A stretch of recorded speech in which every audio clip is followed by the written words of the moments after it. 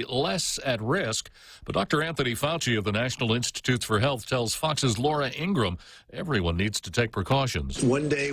The problem with saying everybody else can go and do whatever they want to do, as they get infected, it becomes inevitable that they will be at a risk. They will risk the individuals who are vulnerable. The number of Americans infected passing 6,400. More than 100 have now died from the virus in this country. As businesses close and millions of Americans try to distance themselves from the infection, the administration pushing a second stimulus package that could be worth up to $1 trillion. There's going to be some direct payments, maybe $1,000 to individual Americans, but there's also going to be tax relief in this. There's going to be money for small businesses, relief for the airline industry. This is what Steve Mnuchin said when he met with these Senate Republicans, quote, "It's a big number, but it's a very unique situation." And Senate Majority Leader Mitch McConnell said, quote, "We're going to move here at warp speed. Everyone on both sides of the aisle is seized with the urgency." But Fox's Chad Pergram at the Capitol reports the Senate adjourned late Tuesday without voting on the House version of the stimulus package. Big primary wins Tuesday night for Joe Biden, Florida, Illinois, Arizona as well, but no election night rally, rather a streamed online message, mostly about the pandemic. My heart goes out to all of those of you who have lost a loved one, to those who have contracted the virus, to all the brave Americans who are working harder than ever to help their neighbors. Winning the GOP primaries in Illinois and Florida, President Trump now with enough delegates for the Republican nomination. America is listening to Fox News.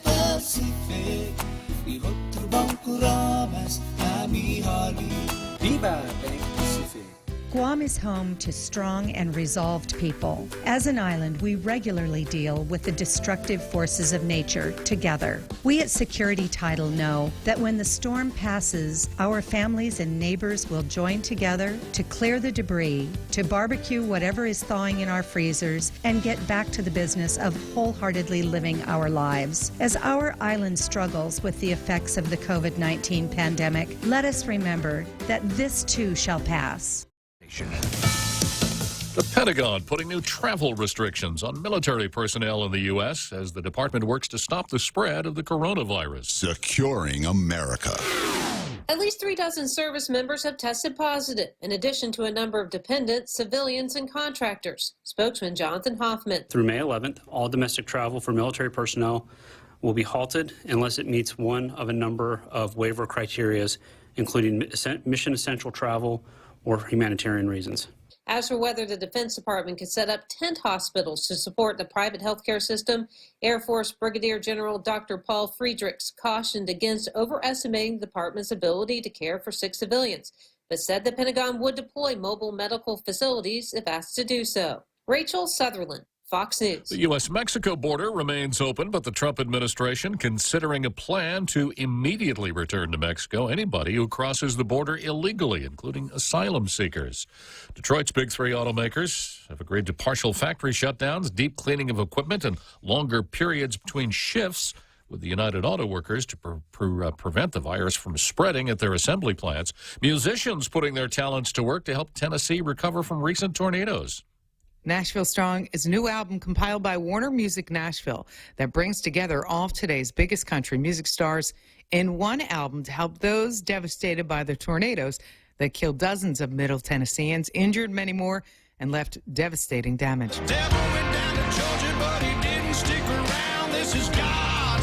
The digital album includes God's Country by Blake Shelton, Drunk on Your Love by Brett Eldridge,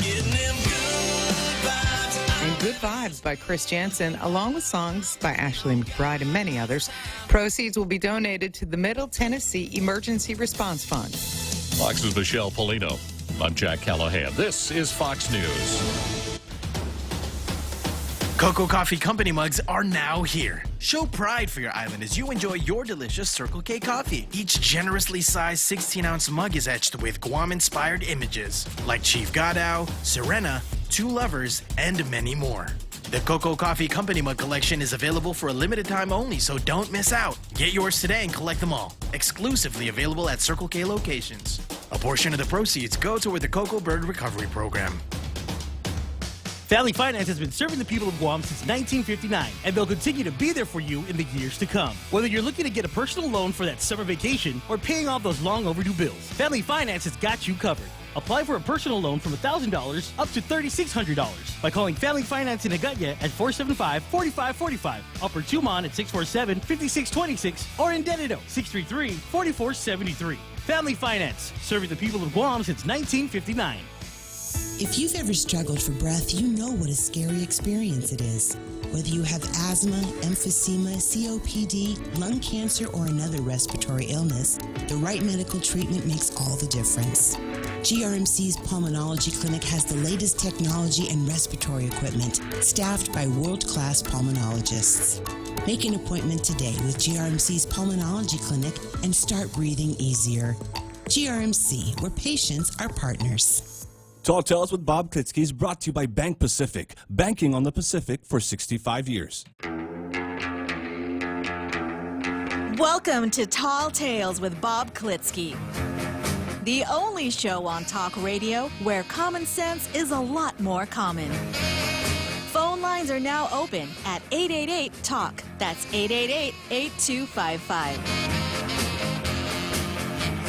And now, The Point proudly brings you Tall Tales with Senator Bob Klitzkie. A well-regulated militia being necessary to the security of a free state, the right of the people to keep and bear arms shall not be infringed. That's how I start the program every day, rain or shine, wind, sleet, hail, whatever. And today is no exception.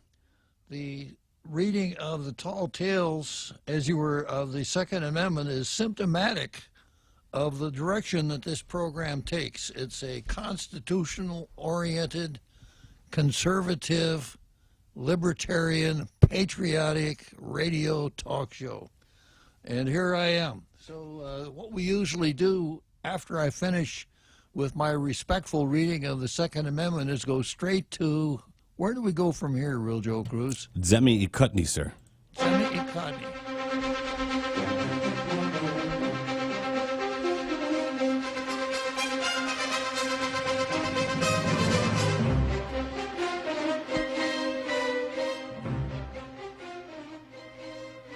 So, as usual, the Daily News did not run a local editorial. They ran an editorial from the USA Today editorial board. What a surprise.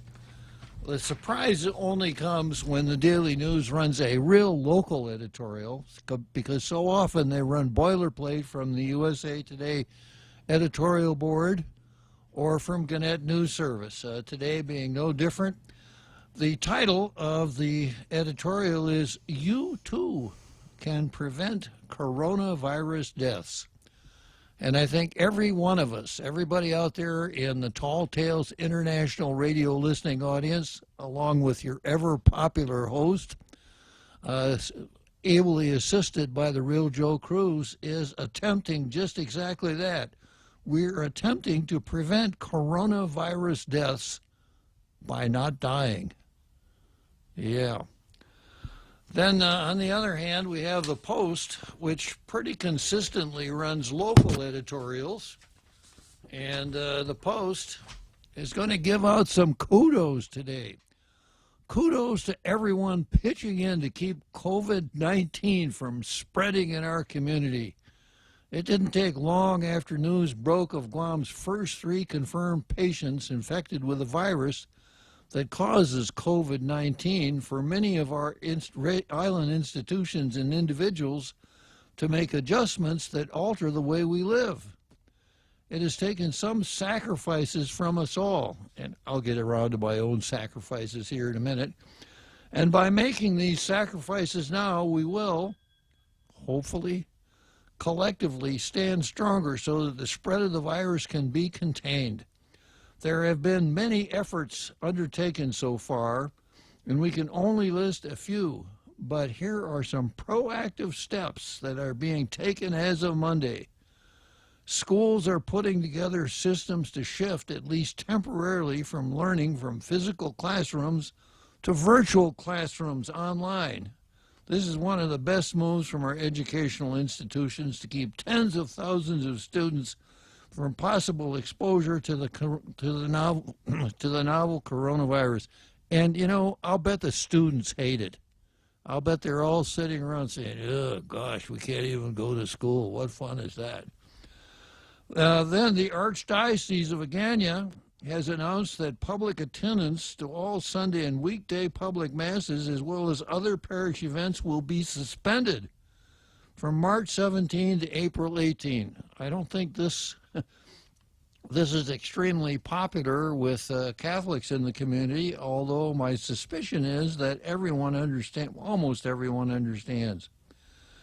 And the editorial goes on to say Catholics can listen in or view Mass through radio, TV, or social media platforms. But of course, listening into Mass or watching it is not the same thing as celebrating it.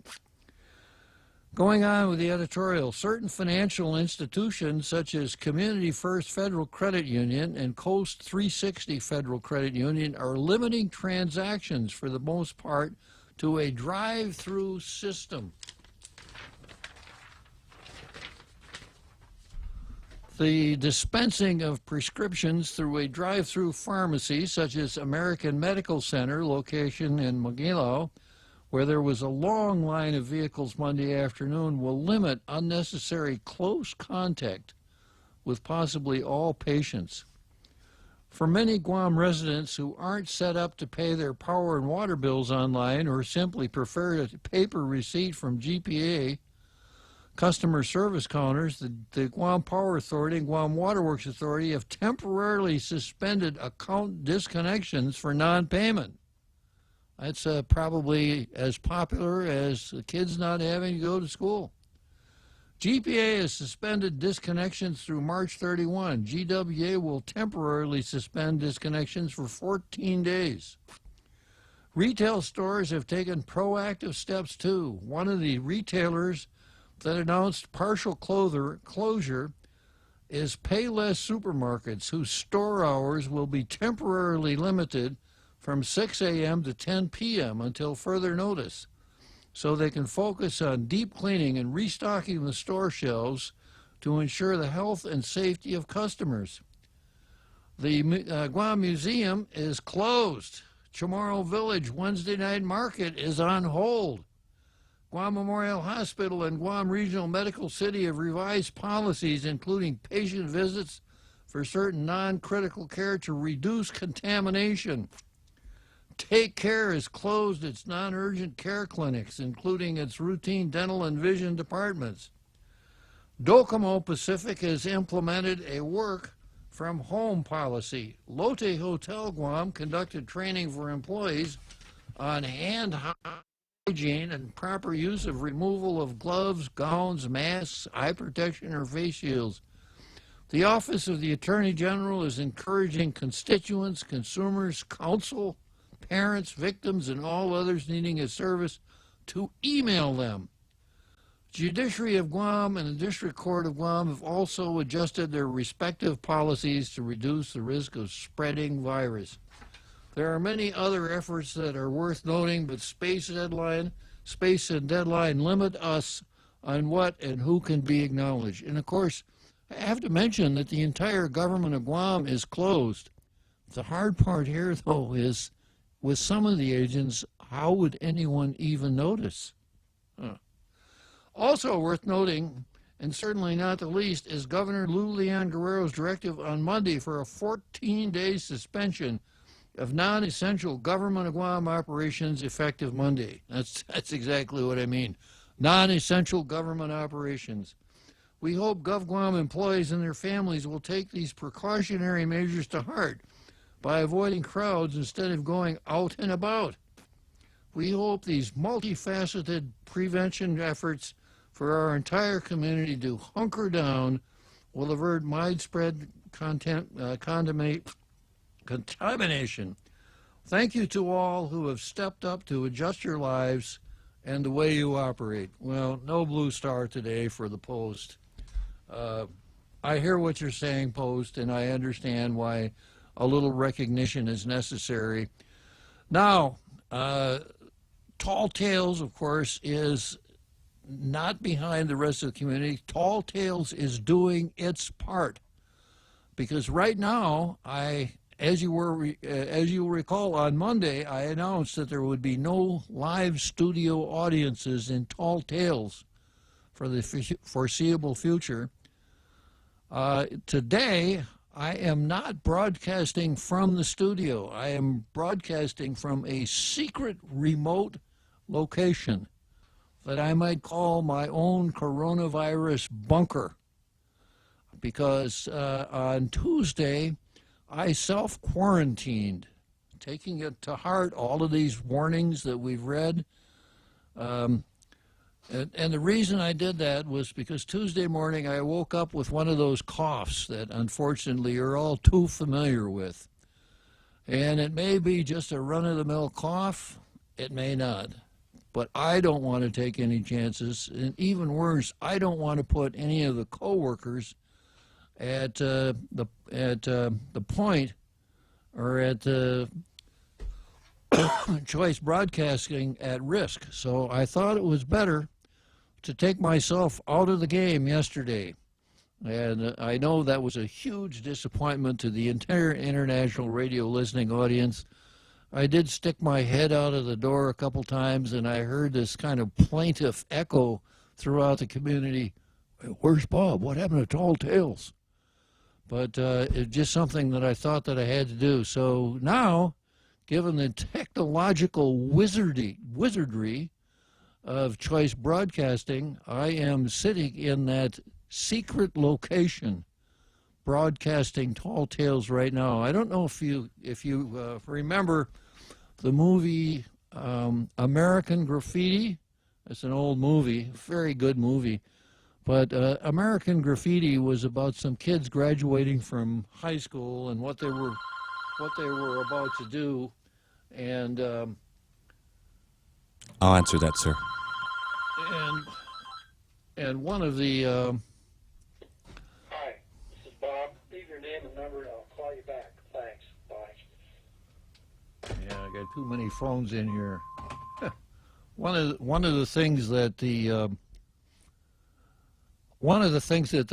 kids did was they listened to a DJ named Wolfman Jack. There really was a Wolfman Jack, and he was part of the movie, and he had a remote location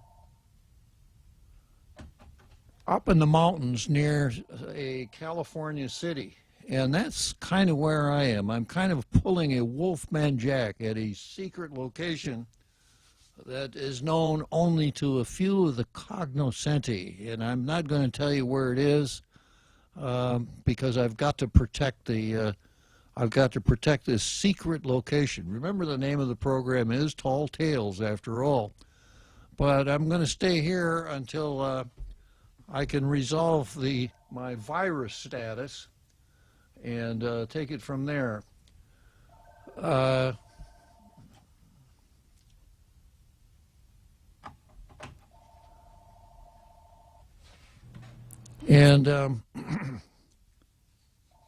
was I here? I've got too many phones ringing here. It's a distraction.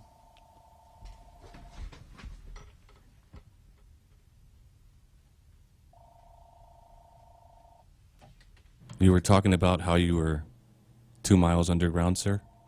Yeah, at a remote location where I will remain for quite some time. Real Joe Cruz, I'm not seeing a Facebook picture here on my screen.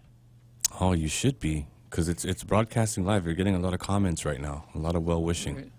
I can see it here.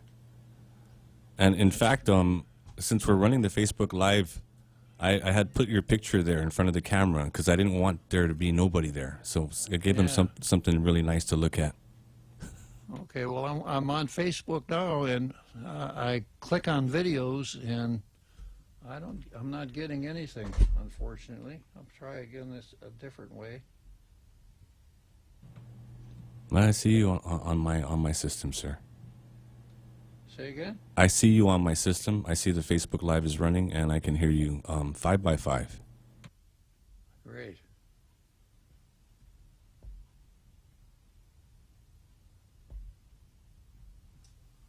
Very strange. Well, I'm going to play with this during the breaks, I guess, and because I'm very interested in the comments, because it's, as you know, that's a very important part of the program. But in the meantime, I'm at that secret hideaway for Tall Tales, and I want to describe what happened to me yesterday. As I said, when I woke up in the morning, I didn't feel right. And given all of the warnings about coronavirus, I didn't feel like I ought to come into the studio. So I contacted Dr. Vince Akimoto, and Dr. Vince Akimoto is really well set up to work with a situation we're dealing with right now. He told me to come down to his shop. I got down there. He has a canopy out in front, and he was able to take a swab, a couple of nasal swabs from me without me even getting out of my car. Not that I'm so lazy that I can't get out of my car, but to avoid contact with other people. Dr. Vince was all dressed up in his spaceman uniform, and I was in the car, so I didn't have to really come in contact with anybody else. Vince thought that maybe he could have that test read so that I could determine whether I wanted to do the show yesterday afternoon.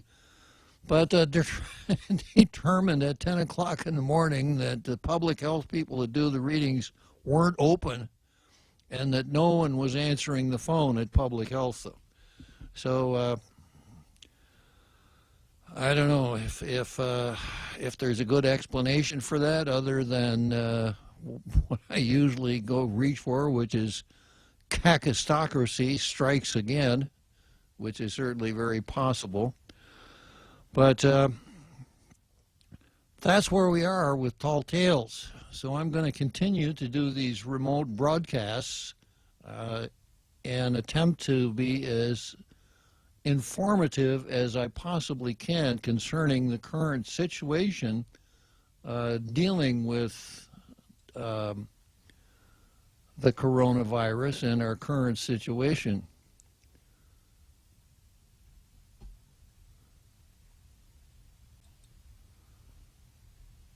Oh yeah, I got it, Real Joe Cruz. Congratulations, sir. Where did you get that? I'm such a digital whiz. Well, you know what, sir? Where there's a will, there's a way. I got it off. Where did you get that?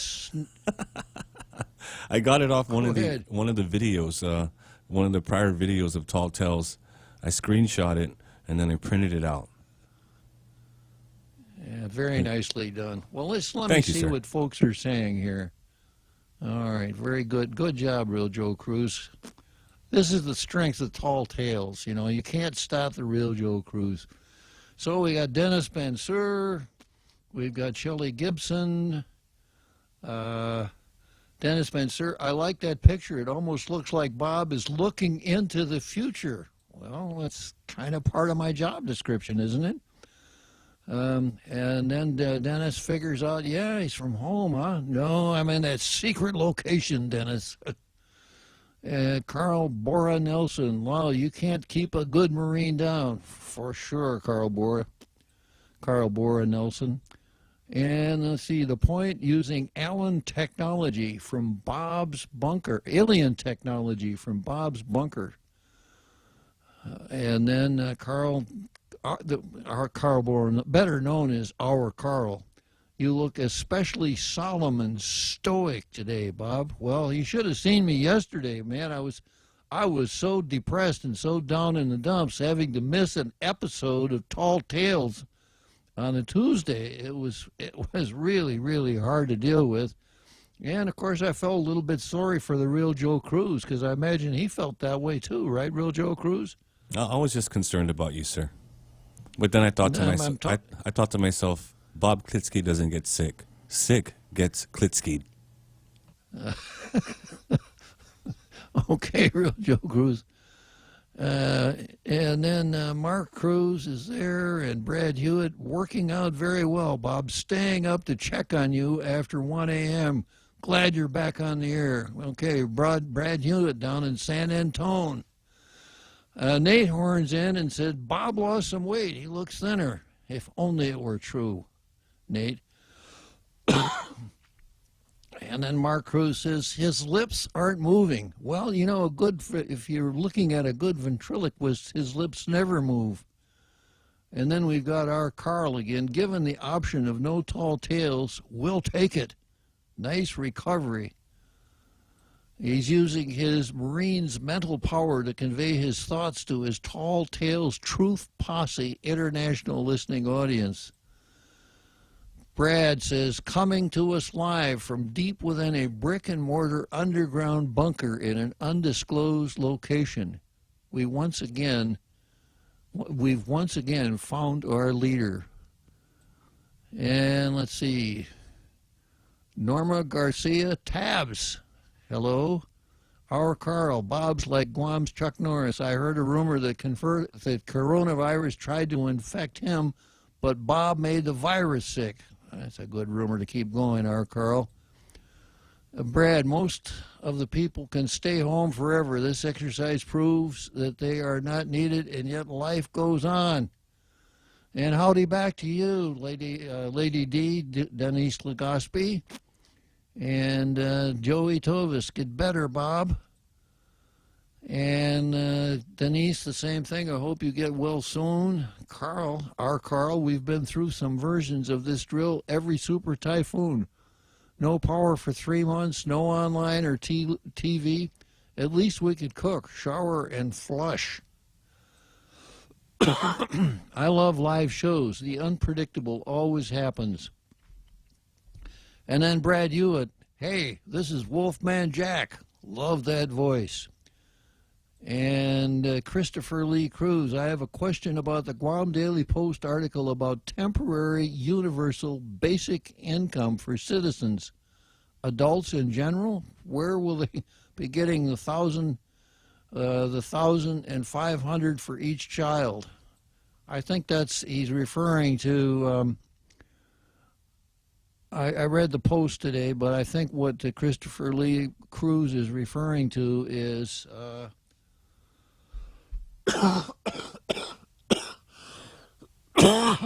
excuse me, and once again, when I cough like that, put a Kleenex over the speaker on your phone or your iPad or whatever you're listening to. Don't get too close to it. I wouldn't want the germs, you to catch any of those germs.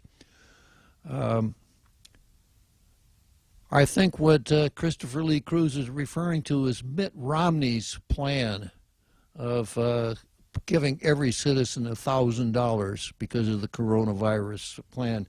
And, of course, when politicians talk about these kinds of programs, they only talk about the good parts, what they're going to give away, not where it's going to come from. And Denise indicates she likes Wolfman Jack also. Ned Perlowski, he's broadcasting from Shangri-La, like the bombers that did the raid over Tokyo in World War II. Yeah, good call, Nick. Yeah, when the Jimmy Doolittle Raiders took off from, B-26s off of aircraft carriers, something that no one thought probably was possible at the time, and bombed targets in Japan, and Franklin Roosevelt was asked, where in the world did those bombers come from? His answer was Shangri-La. A story, a location in a very interesting fictional story.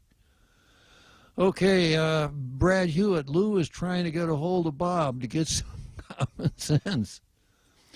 Joey Toas, update your antivirus, Bob. Okay, my antivirus is Tall Tales, large doses of Tall Tales every day. I would recommend it to everyone out in the radio listening audience, remembering that knowledge is power. Andrew Camacho, that picture reminds me of Albert Einstein. Unfortunately, he does not measure up your intellect and sharp wit. Good call, Andrew. And Dennis Bensur, oh, that picture is Joe's idea. Well done. Joe, the real Joe Cruz, is a fountain of good ideas. Brad Hewitt, those swabs get jammed up your nose and tickle your brain. They sure do, Brad. Pam Duvall, Buenas, Judge, and real Joe Cruz. Get better, sir. I'll do the best I can, Pam. Nate Horn, what? A GovGuam agency not answering their phones? Wow, that's really something. Letitia Lujan, glad you're on today. Thanks for sharing your coronavirus testing experience. I'm sure you'll be fine. Brad Hewitt, that is a tall tale itself. Peter Lozano, take down that picture. Peter Lozano, she should write to the president or FAA to get approval for flights incoming or outgoing departures concerning Corona-19. Denise Legaspi, we got to thank the governor for the virus on Guam. Our Carl, Bob, I think you're getting more viewers and comments now than that you're away. Well, sometimes it works that way, doesn't it? I'm pretty sure it's because many more are home and have lots of time on their hands. What better way to kill time than to listen to Tall Tales? Excuse me, R. Carl. Listening to Tall Tales is not killing time. It has a far higher purpose than that. But it's okay. Excuse me, sir? Yeah. We got to take a short break, and we'll be back. All right, let's take a short break then. I can't see the real Joe Cruz through the window, so... I'll remind you, sir. Okay, real Joe Cruz. At the mall, as you enjoy your shopping, dining, or entertainment, you could also win 3 great cars from Atkins Kroll and thousands of prizes in Micronesia Mall's Cars, Prizes, and Getaways game. Present your mall receipts and have a chance to win the renowned performance Chevrolet Camaro, the unapologetic rugged Toyota 4Runner, or the head-turning Lexus ES350 Luxury. Getaways to Manila, courtesy of Philippine Airlines, plus prizes from Foot Locker and Burger King. The more you shop, the more chance to win in Micronesia Mall's Cars, Prizes, and Getaways game. The Extra Point with Jerry Roberts of Guam Training. Hi, I'm Jerry Roberts, and every day on The Ray Gibson Show, I get to comment on the incredibly diverse, fun, challenging, sometimes frustrating, often exciting, but always interesting world of work. I hope you'll be there with us. You can find daily transcripts of The Extra Point at GuamTraining.com. Tune in every weekday morning at 7:20 for The Extra Point with Jerry Roberts, brought to you by Guahan Insurance Services and First Hawaiian Bank on 93.3 The Point. Tall Tales with Bob Klitzkie is brought to you by Security Title, making sure you actually own the property you think you just bought. We now return to Tall Tales with Bob Klitzkie, soaring over the confusion with his superpowers of truth. Call 888-TALK. That's 888-8255.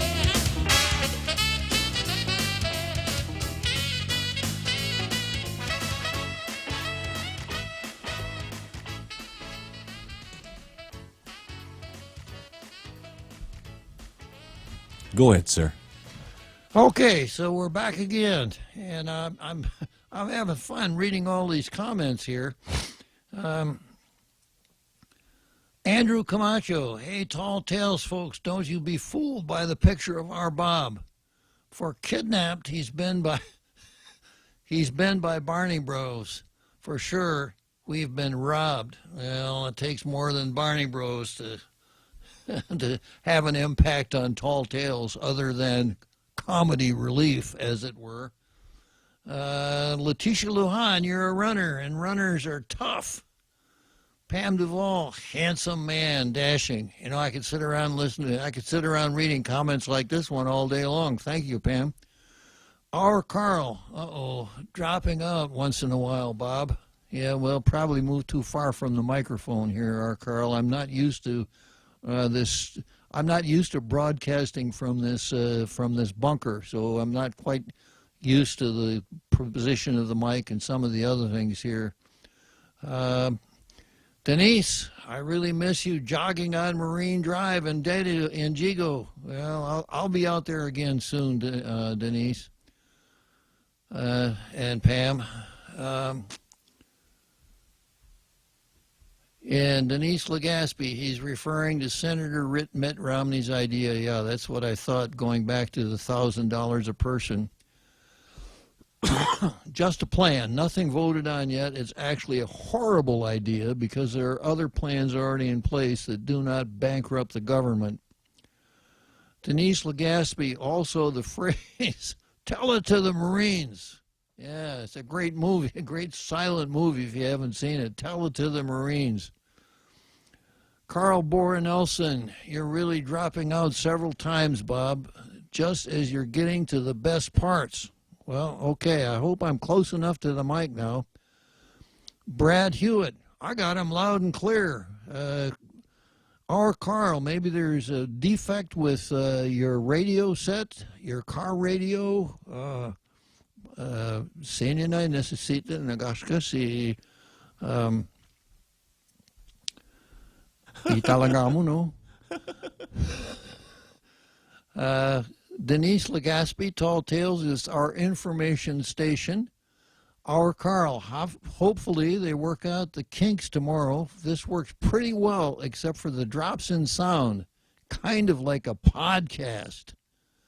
And then our Carl, really, I guess it's my side where the problem is.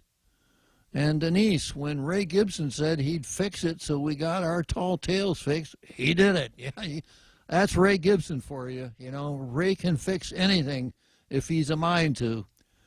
And then we've got Sherry Uriarte. Glad to hear your voice, listening on the radio. Okay, well, I'm glad to be broadcasting my voice out to our international radio listening audience again. It's a real pleasure. And Richard Wittenbach Santos, hi, moving back to Guam in a couple months. Tell Lou. Okay, hey Lou, Richard Wittenbach Santos is moving back to Guam in a couple of months. Well, the more the merrier, I guess. So that's a pretty good run of Facebook comments. Thank you all for your kind words and good wishes. I really appreciate it. And I am so glad to be back here on Tall Tales. So having disposed of Zemi Ikotny, it's time now to turn to the card. And this is what I've got on the card, starting out with, let's see, Tall Tales versus Coronavirus, which has been on the card for a while and is going to stay on the card for a while. And along those lines, I have an interesting article from American Thinker that one of our Tall Tales members of our Tall Tales International Radio listening audience sent in, posing some hypotheticals. And then I'm going to spend just a minute with Titano versus the rest of us. And then Tall Tales versus the Fed, which I kind of got started on Monday, but didn't finish. But that item on the card really relates to the economic aspects of what we're going through here with coronavirus. It's no secret that coronavirus is really knocking down the economy where people can't go to work. People can't go to work, that means they're not producing anything. If they're not producing anything, then their ability to spend money decreases, and we tend to have a downward economic spiral as production decreases and as spending decreases. So the usual answer to that is to pump more money into the economy, which is a bad mistake.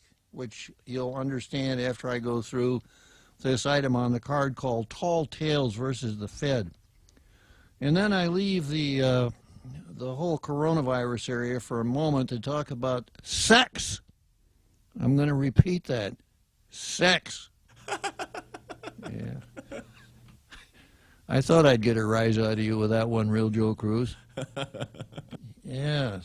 So it's sex 2020 versus 1964.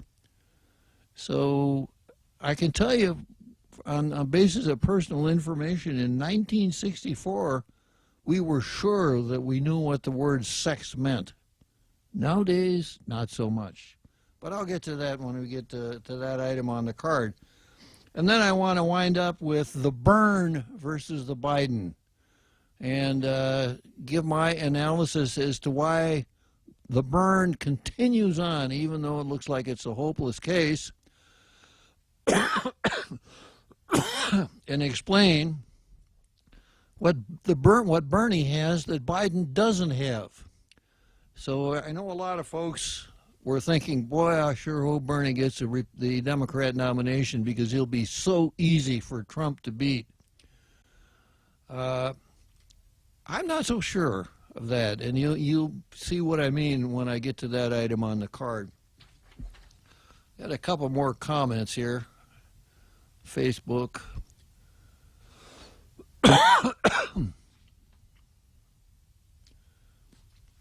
And Frenchie says, hearing you loud and clear from my own bunker. So the two tin cans with that long piece of kite string strung from my bunker to Frenchie's bunker is working really well. I don't know what's going on with Carl's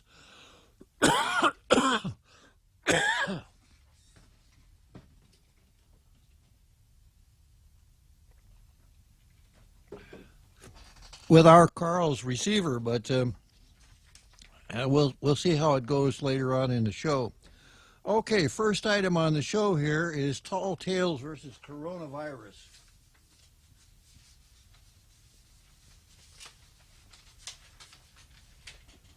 Well, actually, I have this novelty item to go through before I get to that.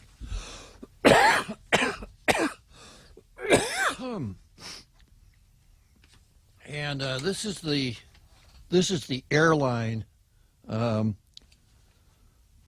counter set of dialogues. A D.C. airport ticket agent offers some examples of why the United States is in so much trouble. I love this, as the ticket agent actually names names. So I started out with a New Hampshire congresswoman who wanted a window seat because she didn't want her hair to get messed up. And then I went from that to a Kansas congressman's staffer who wanted to go to Cape Town, Massachusetts. Not Cape Cod, Massachusetts, but Cape Cod.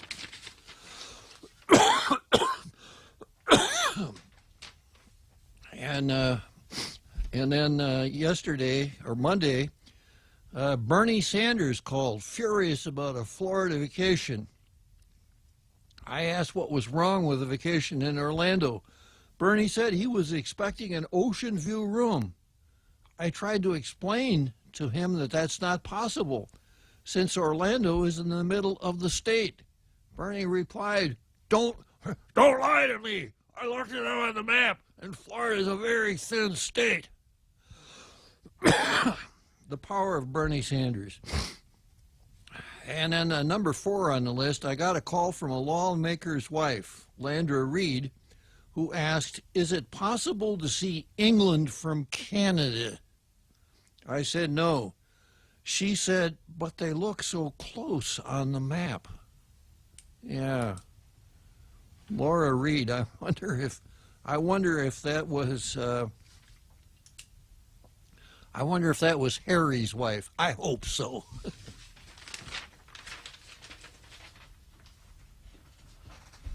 Okay, moving on to Tall Tales versus coronavirus. By way of review, when the governor first issued her announcement that she was going to take some rather extreme powers to deal with the coronavirus danger, I reviewed the Organic Act in Chapter 19 of Title 10 and concluded that the governor does have extreme powers under that statutory scheme, that she would have the ability to come over and take over a clinic and staff it with her own people if she so desired, or direct the affairs and operations of the clinic. Things like curfews, clearly within her power. It's an extremely broadly written statute that gives the governor tremendous power. And people are wondering, how in the world did we ever enact that statute? And the answer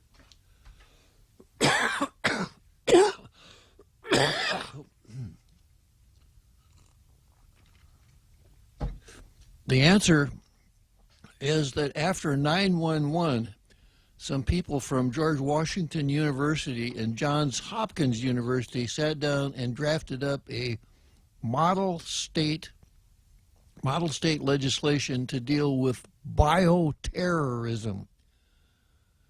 Because shortly after 9/11, I think there was some fear that 9/11 was just the first shot, that the planes flying into the World Trade Center was just the first shot, and maybe would be followed up with bioterrorism. So these folks sat down and came up with this Model State Act that a few states actually adopted, and we did back in 2001.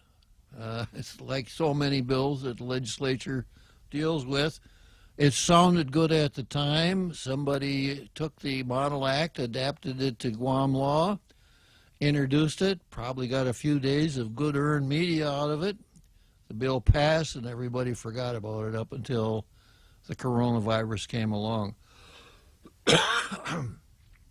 So now it's in play. And the governor has issued 4 executive orders pursuant to that statute.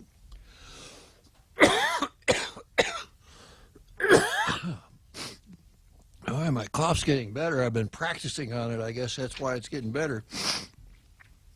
But today, a mandatory quarantine protocol came out for non-Manila travelers. And it says a mandatory quarantine will be applied unless the traveler possesses a Department of Health and Social Services recognized and certified document that attests the traveler is not infected with COVID-19. The certificate must show that the test was taken within 72 hours of the traveler's arrival on Guam. Returning residents who have significant ties to the community may be allowed to voluntarily self-quarantine in their homes for the minimum period of 14 days. COVID-19 for most individuals causes mild to moderate illness, but in addition may result in pneumonia or severe acute respiratory infection. The current approach is to identify, isolate, and contain to prevent further spread. And this is directed to all travelers seeking entry into Guam who have been in jurisdictions affected by COVID-19 and will be subject to a mandatory quarantine period of 14 days. So that's the latest pronouncement from the governor, and certainly Lou Leon Guerrero picked a great time to be governor of Guam. More responsibility now than probably any 2 governors that came along before her. Maybe not. Maybe I'm exaggerating a little bit, but the name of the show is, after all, Tall Tales. So I don't think that the governor's performance has been flawless up to this point. I don't think, given my experience yesterday and from what I found out, I don't think our Department of Public Health and Social Services is really up to the job that needs to be done. So I will be my usual critical self, but I will preface my critiques with the phrase that no one wants to see Lou Leon Guerrero pull us through this any worse than I do. So if it's possible to be of assistance to the governor, then let's do it, because we're all in this literally and figuratively together. Okay, we're up here at 10 minutes of 5, so we'll take a short break, and I'll come back, start on the American Thinker before the big halftime show that we all love so well. If you own a Toyota, please listen to this. It could help you avoid injury, maybe save your life. The Takata airbags installed in certain Toyotas can explode and shoot out sharp metal fragments at people inside the vehicle. You don't need to be in a collision. They could explode any time. In the U.S., these airbags have caused 26 deaths. There's been a worldwide recall of Takata airbags, and most have had the faulty parts replaced. But here in Guam, there are still over 3,000 Toyotas on the road with potentially lethal airbags, and yours could be one of them. So please, take your Toyota to Atkins Crow, even if you didn't buy it from us, and get the inflator replaced. It costs you nothing, it takes just about an hour, and it could save a life, yours or someone you love. The AK song says we're here for life. That's never been more true. At Atkins Crow, we're here for life. Tall Tales with Bob Klitzkie is brought to you by Bank Pacific, banking on the Pacific for 65 years.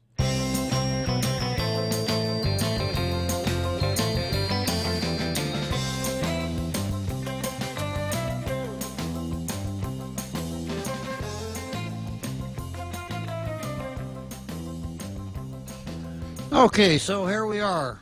American Thinker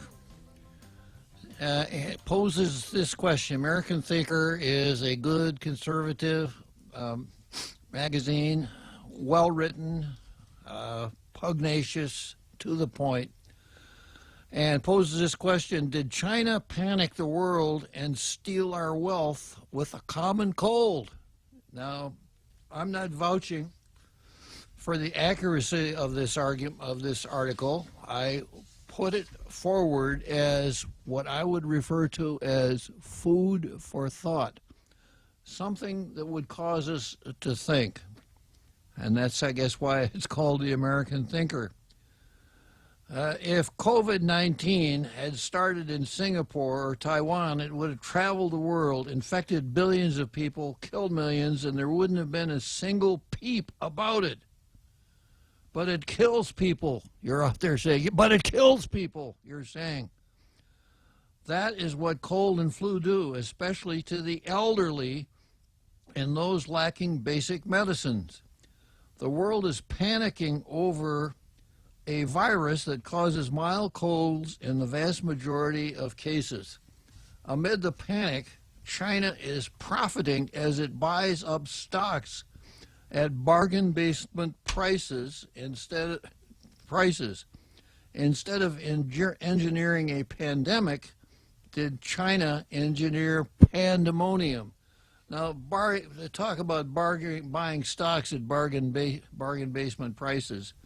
As you all know, the stock market has taken a deep dive.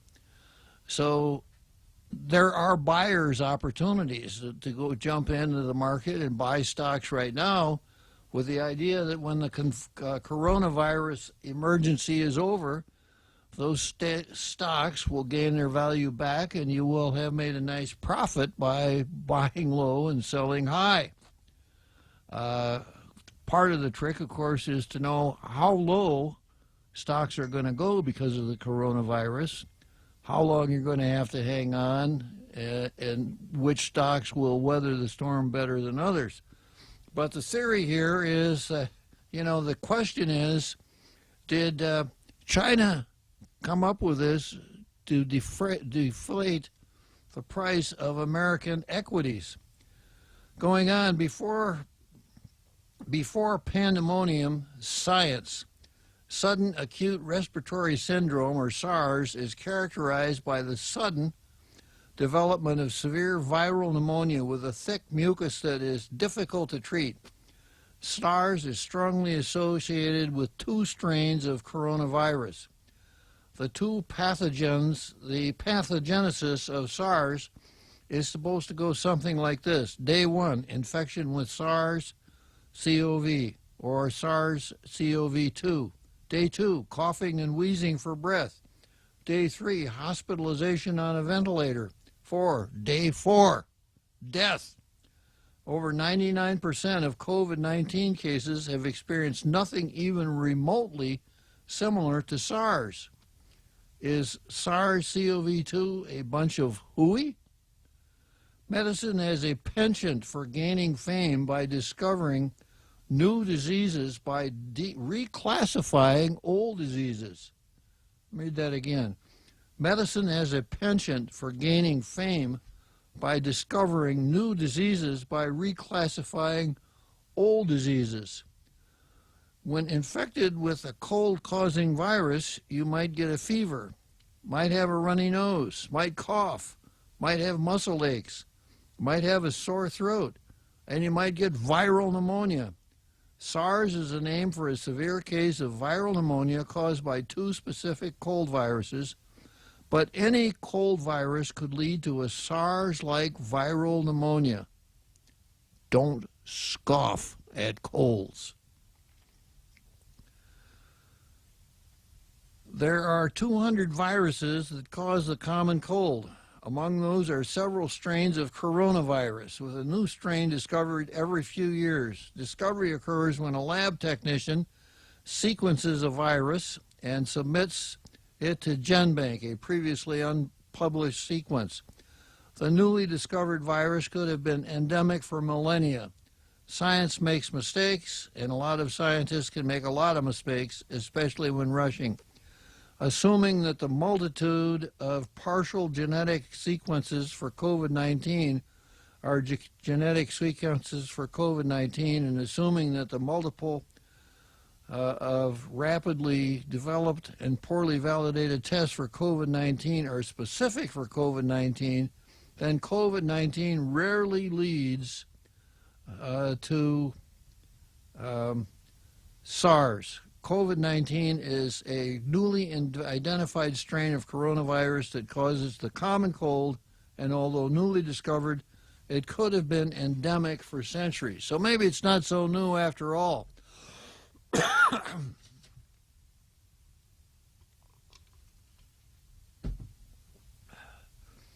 So the article goes on to say, we fill nursing homes with elderly on their last legs, where they are attended to by orderlies until one of those orderlies comes to work with a little bit of a runny nose.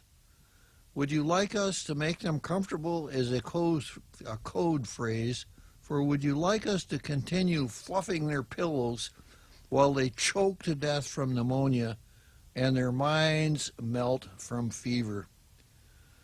Medicine is withheld as they die a natural death from pneumonia indistinguishable from SARS. Even the young and healthy can die from a cold. Absent medicines such as aspirin, decongestants, expectorants, death from fever, secondary infections, diarrhea, and viral pneumonia is a real possibility. The common cold would be 100 times more deadly without medicine, just as in the past. This brings us to China, where an advanced socialized medicine system is much like the nursing home. No medicine at all. So this is a good place to quit. Socialized medicine. So we'll come back to this right after that big halftime show that you've been looking forward to so long. Even though I'm broadcasting from a remote bunker, we'll carry on the halftime show from the same field as has been our custom. So I'll see you right after the show.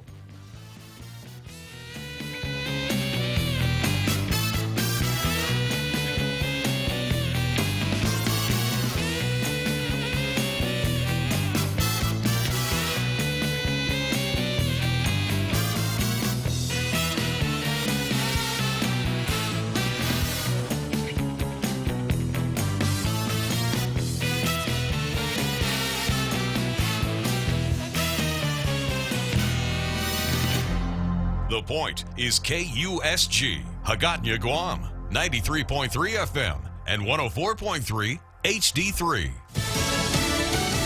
Closer to the nomination.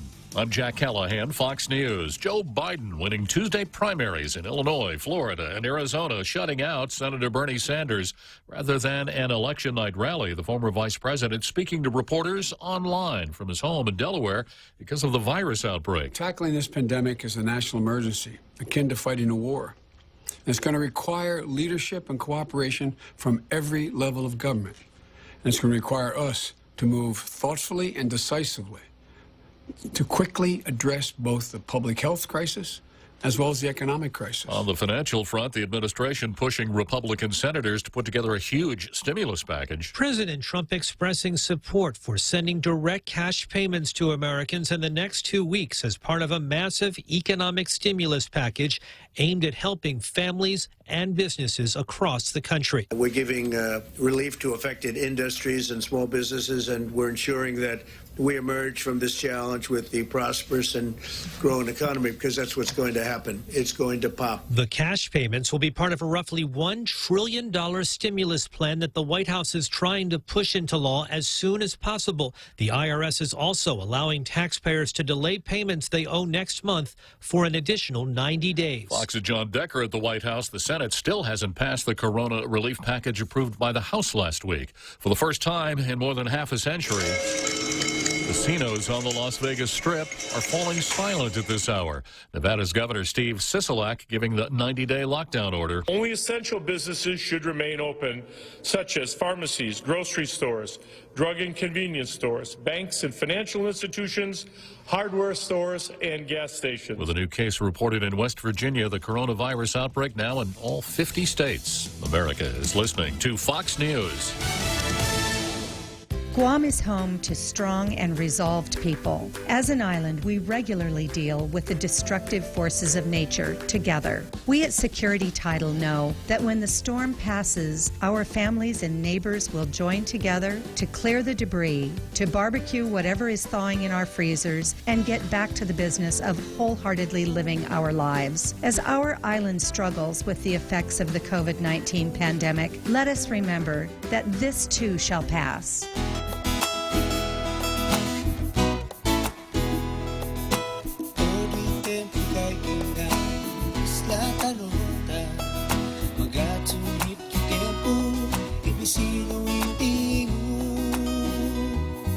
Masatik ang nabangku sa mega servisyo Bank Pacific Ihot terbangku ramas kami hari Viva Bank Pacific. As its infection numbers climb, Britain telling its citizens not to leave the country. The UK's Foreign Secretary Dominic Raab warning Britons not to travel overseas. So with immediate effect, I've taken the decision to advise British nationals against non-essential travel globally. Raab saying the advice stands for an initial period of 30 days. It's the latest in a series of stringent measures announced by the government here. Prime Minister Boris Johnson urging people to work from home and avoid unnecessary contact with others. In London, Simon Owen, Fox News. Fox News has learned the Department of Homeland Security is considering a plan to turn away asylum seekers or anyone else who's crossed the southern border illegally to stop the transmission of the coronavirus. The idea is currently being developed by the staff at DHS, but there's still more work to be done before it's presented to the president for a final decision. The Department of Homeland Security says the president has the authority to issue such an order. Former Patriots quarterback Tom Brady has apparently decided what his next team will be. From the Bay State to Tampa Bay. According to multiple reports, Tom Brady will sign a deal with the Tampa Bay Buccaneers that will pay him $30 million per season. The deal is essentially done, barring anything unforeseen, but no official date of when this deal will be confirmed. The 42-year-old quarterback surprised some on Tuesday when he announced he would be leaving the New England Patriots after 2 decades with them, where he led the Pats to 6 Super Bowl wins. Now, if the Bucs deal does become official, the question now is if Brady will be allowed to sport the number 12. That currently belongs to Tampa receiver Chris Godwin. Matt Napolitano, Fox News. Lyle Wagner, the actor who used his good looks to comic effect on the Carol Burnett Show, partnered with a superhero on Wonder Woman and was the first centerfold for Playgirl magazine, has died following a battle with cancer. He was 84 years old. Asian stock markets closing Wednesday lower as Dow futures are now down more than 800 points as well. I'm Jack Callahan. This is Fox News. GRMC's cardiology department treats most complex heart problems. In our catheterization lab, cardiologists use imaging equipment to treat clogged arteries that can cause heart attacks or heart failure. We perform balloon angioplasty, stenting, and other life-saving cardiac procedures. If you suffer from a heart condition, have your provider refer you to GRMC's cardiology clinic at 645-5500. GRMC, where patients are partners. Cocoa Coffee Company is now available at Circle K. Single origin coffee beans carefully sourced and locally roasted to give you the freshest cup of coffee Guam has to offer. Grab a cup that's brewed every 30 minutes or purchase a bag of the locally roasted whole beans. Flavors now serving: light medium roasted Ethiopia and medium dark roasted Jamaican Blue Mountain. Exclusively available at Circle K. With every Cocoa Coffee Company purchase, a portion of the proceeds will go towards the Cocoa Recovery Program. Tall Tales with Bob Klitzkie is brought to you by Bank Pacific, banking on the Pacific for 65 years.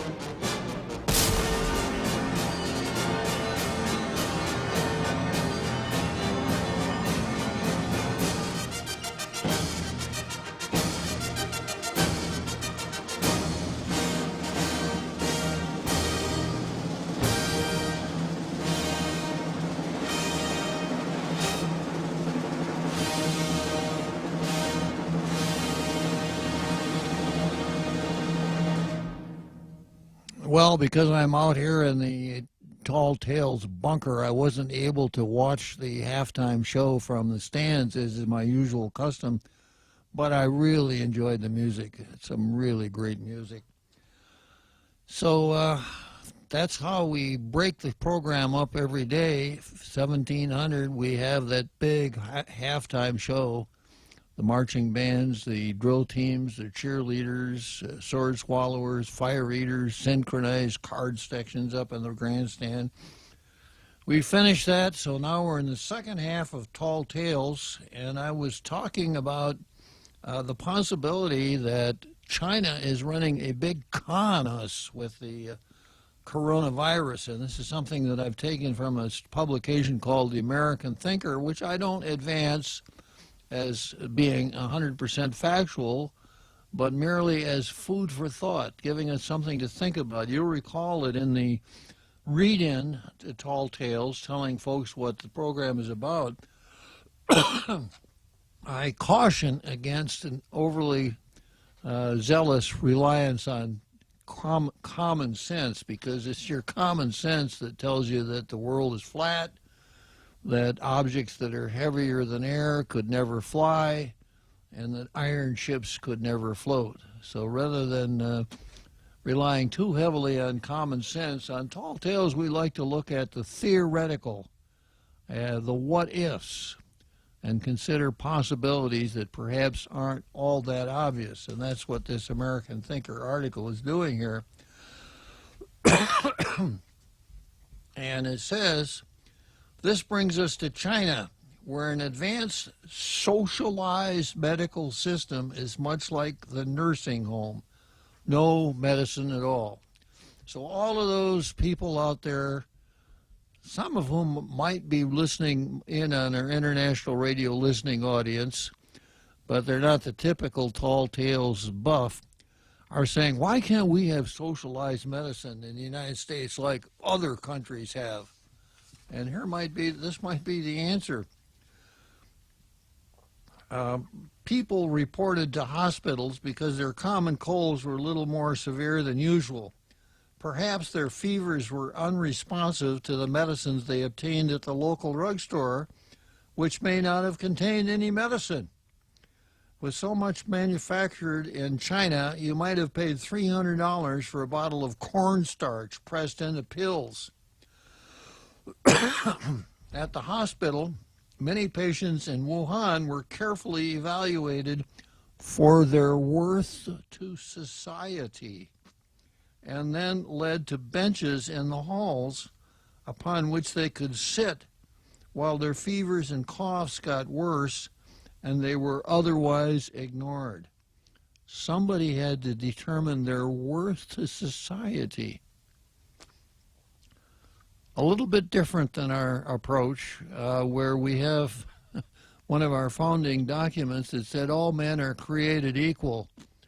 They're entitled to life, liberty, and the pursuit of happiness.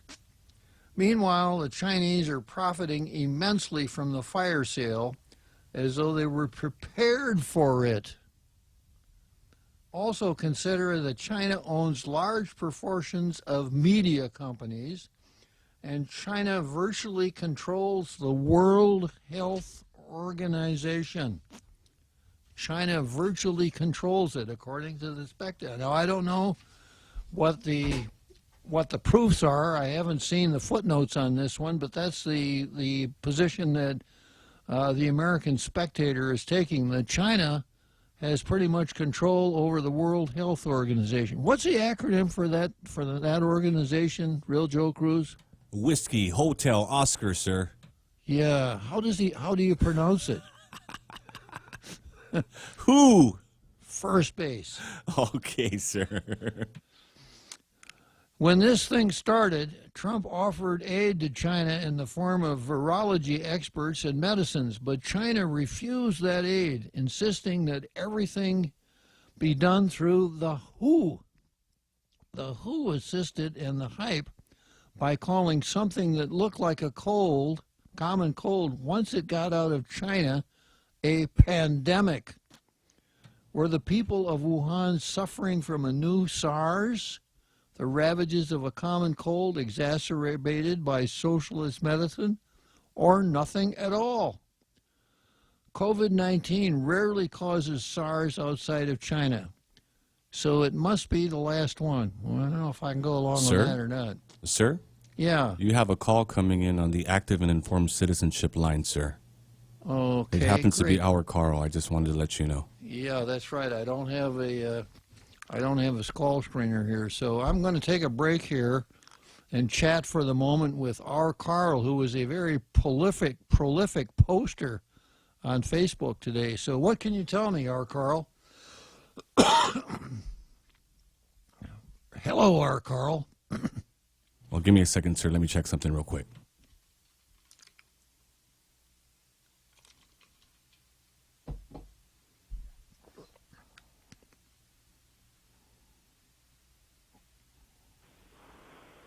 Can you hear me, Bob? I can indeed, our Carl. Hello. Yes, sir. Hello. Hello, our Carl.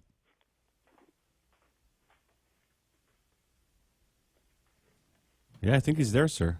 Yeah, well, I could hear him. Can you hear me? Can you hear me? I can hear you, our Carl. Through? Yeah. Can you hear me? Hello. I don't think he can hear me. Hello. Carl, you can't hear Bob right now? Not at this moment. Try again, Bob. Yeah. Earth to Carl. Earth to Carl, over. Yeah, I'm only hearing him on the radio. Okay. I don't know what's going on, but I'll try and figure it out. Okay, we're still working out the glitches, but I figured I'd test it out. Well, if you can hear me on the radio, maybe we can make it work that way. Our Carl, if you can hear me on the radio, let's try that. What's your question? Bob? Yeah. Oh, okay, so you can hear me, but I can't hear you. I think you're catching on, our Carl, and you can hear me on the radio, correct? Yes, I can hear you on the radio. It sounds like you've got Jimmy in your house there listening, but I guess we'll have to put up with the Jimmy effect if that's the only way you can hear me. So let's try to carry on this conversation. I've been to the Jimmy school of 3 voice call-ins. So Okay. he's the master. Well, let's give it a try then, Carl. Okay, yeah, I just wanted to call in and comment about that that article. It might seem a little bit conspiracy theory kind of stuff, but it really makes sense if you think about it.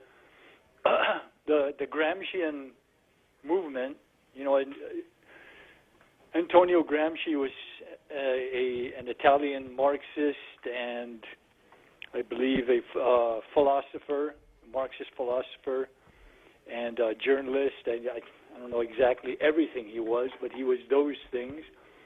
And his most famous works are I think there was about 30 prison notebooks, and they were translated for the first time. He died in 1937 after being 10 years in the Mussolini's prisons, and his works were translated for the first time in the 70s, and they gained a very wide and growing audience among leftist professors and students in the universities. And his writings are still very popular. They've even discussed them locally among the separatists. But it really makes sense that China would do what they were doing. It's kind of ingenious, because Gramsci's idea was to move away from the idea of a violent, bloody revolution,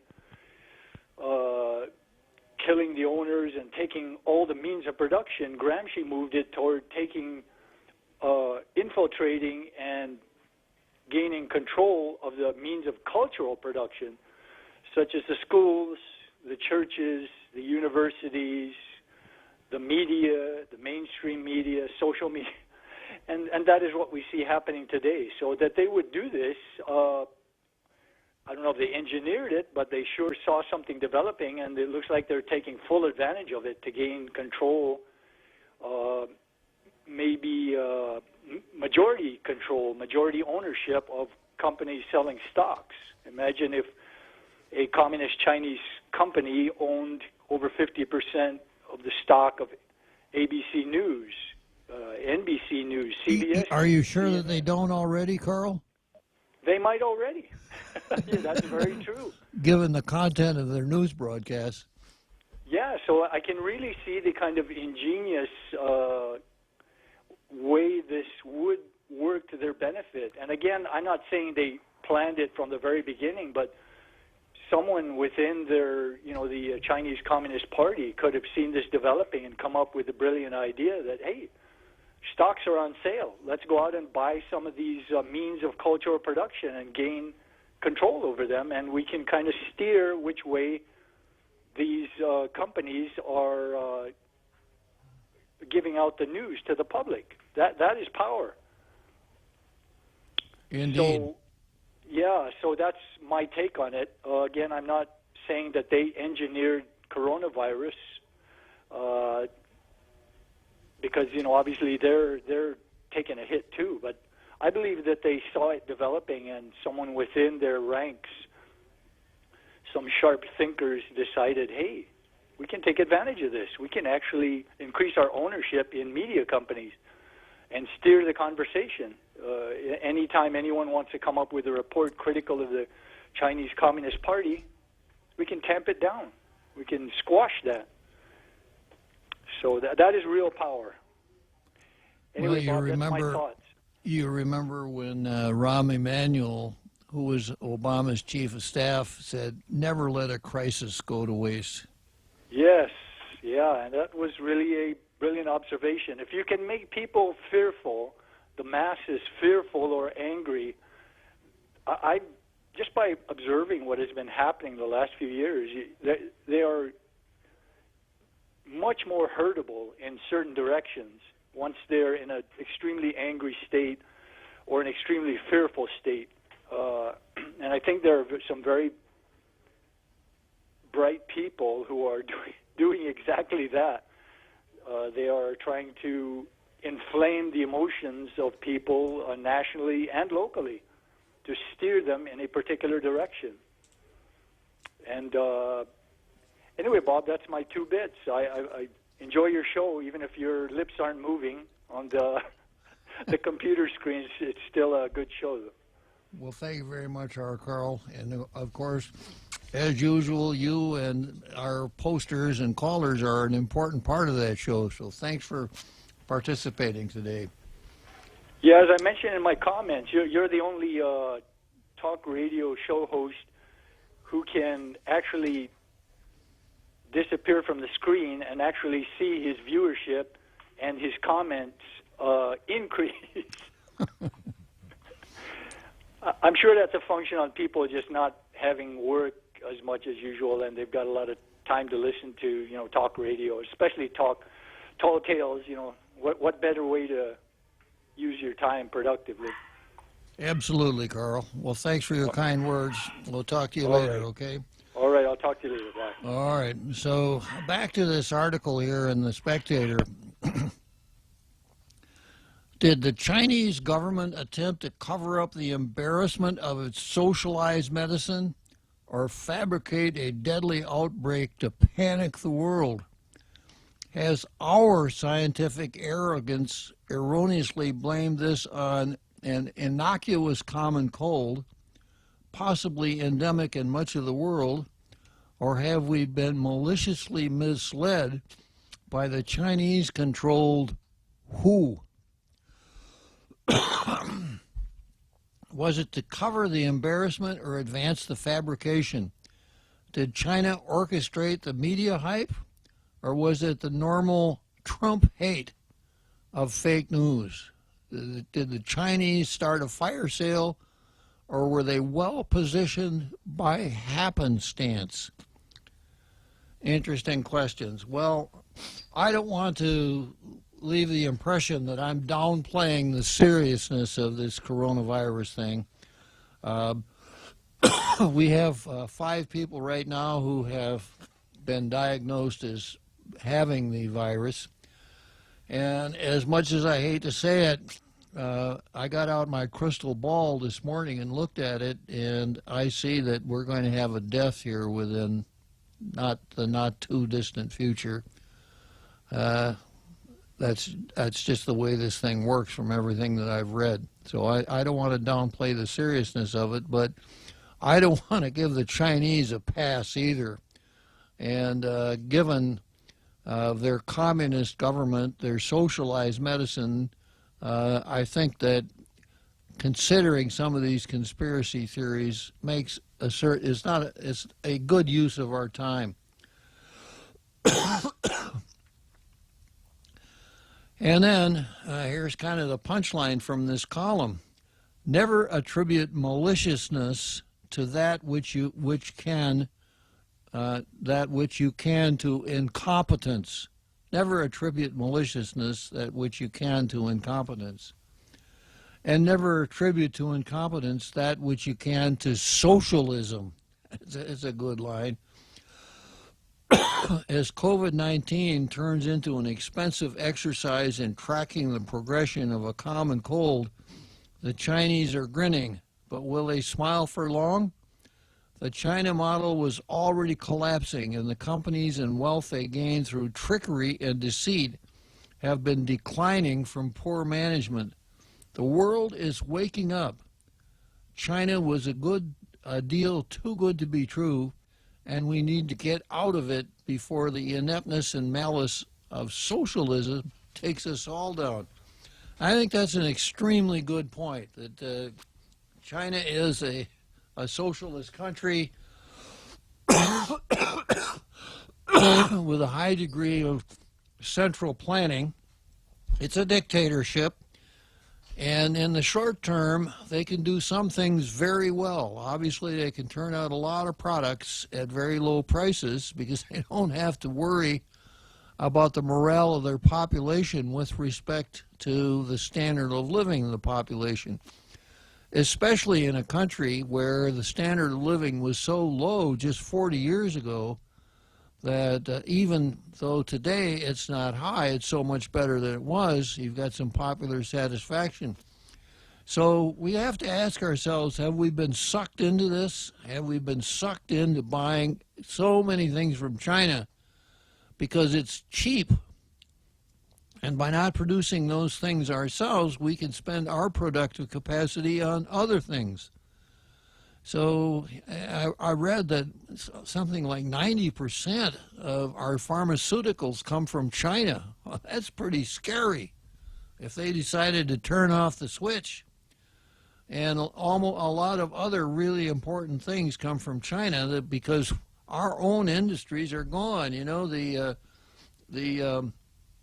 tire plants of Akron are long ago gone. The steel mills of Pittsburgh, a thing of the past. Cleveland, Ohio used to be a city of machine shops. There were so many machine shops and skilled workers there that you could put together almost anything in Cleveland. Not anymore. So many of these industries have migrated to China because the Chinese can do it cheaper. So maybe it's time, you know, and of course, those suffering from what is it called, Never Trump syndrome, wouldn't like this at all, but Trump perhaps is on the right track by saying we've got to stand up to the Chinese and we've got to put some tariffs in place so that we're not so dependent on China so that they aren't always taking us to the cleaners. And maybe it's time to stop and step back and say we need to examine our entire tariff policy. You know, once upon a time, the United States was a great shipbuilding nation. That's where we got the Jones Act from. And we thought it was in our interest to protect American shipping companies because when a war came along, for instance, in World War II, we probably weren't going to buy very many ships from Germany or Japan. So maybe we need to stop and examine our entire national approach to things. Maybe this is a wake-up call that when the disease is over, will have had a salutary effect on us, causing us to say China is a socialist country and socialism itself is kind of like a disease, like a viral disease, and the inefficiencies of socialism can infect us if we're not careful. That would be just my prognostication, that there might be something good that comes from this after the virus is no longer a serious threat. Okay, let's see what's next on the card. If I can find my card.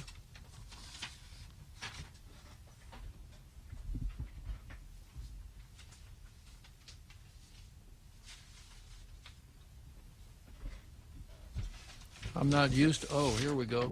I'm not used to the setting here in the bunker.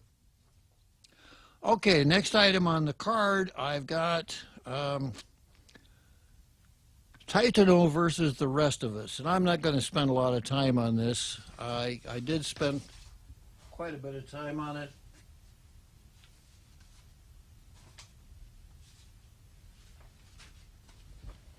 The other day,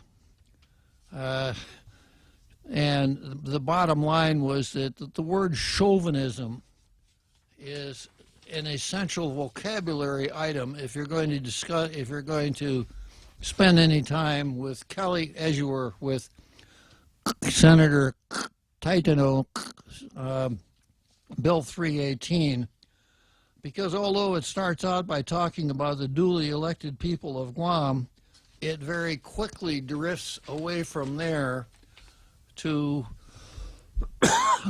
this really momentous statement. Whereas this is the only place on earth where we, you got to stop and ask yourself who the we is, where we can exercise our indigenous identity as Chamorros freely without encumbrance. That's quite a statement. I just can't get over that. That's why I keep coming back to this. This is the only place on earth where we can exercise our indigenous identity as Chamorros freely without encumbrance.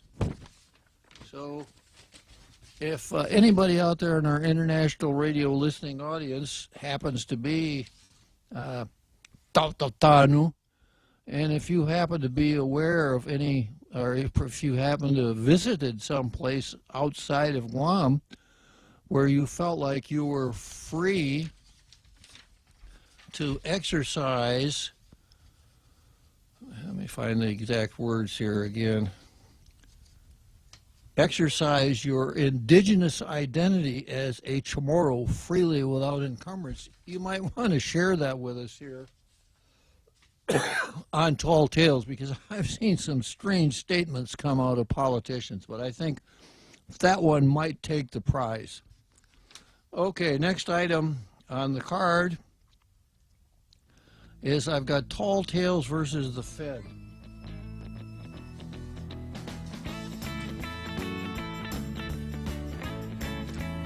And we're coming up on seventh inning stretch. So we'll take a minute for the seventh inning stretch. If you've ever struggled for breath, you know what a scary experience it is. Whether you have asthma, emphysema, COPD, lung cancer, or another respiratory illness, the right medical treatment makes all the difference. GRMC's Pulmonology Clinic has the latest technology and respiratory equipment, staffed by world-class pulmonologists. Make an appointment today with GRMC's Pulmonology Clinic and start breathing easier. GRMC, where patients are partners.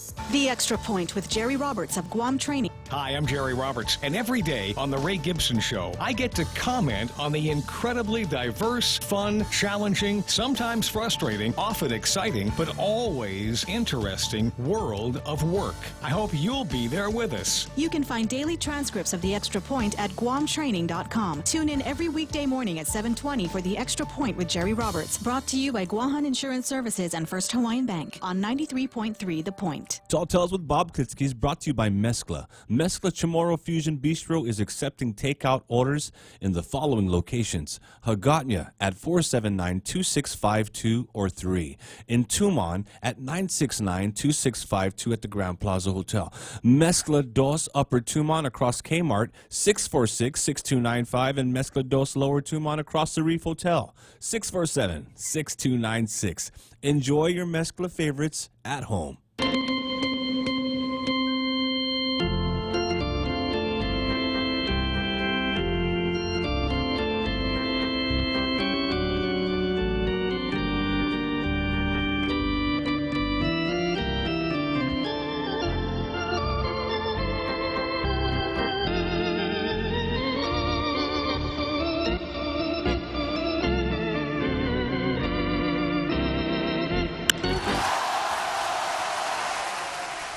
So here we are, center field bleachers, Wrigley Field, Chicago, and I'm going to go from the bleachers straight back to my bunker at an undisclosed location somewhere in the Western Pacific. I'm going to talk about central banking as socialism, Tall Tales versus the Fed. And you'll remember one day last week, I had a caller named John call in who certainly sounded like a socialist and was defending socialism and took on the banks and labeled it as corporate welfare. And I said, well, you know, our banking system is socialism. And the next day I came up with an article from the Mises report, which is a good dose of Austrian economics. And the title of the article is Central Banking is Socialism. Last week, the Federal Reserve responded to Wall Street's coronavirus panic with an emergency interest cut.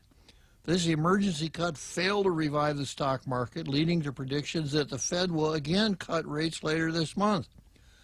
More rate cuts would drive interest rates to near or even below zero, and that's what happened. The rate fell to zero.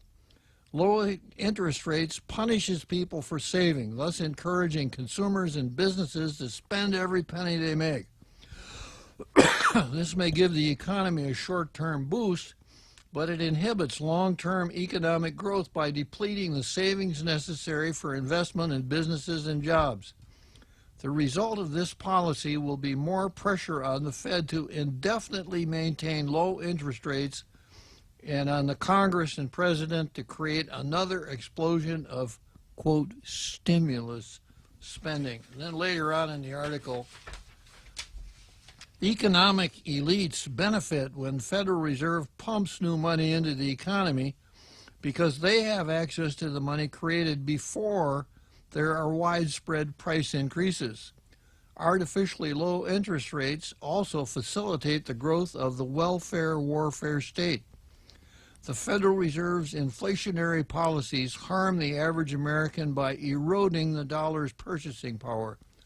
This forces consumers to rely on credit cards and other forms of debt to maintain their standard of living.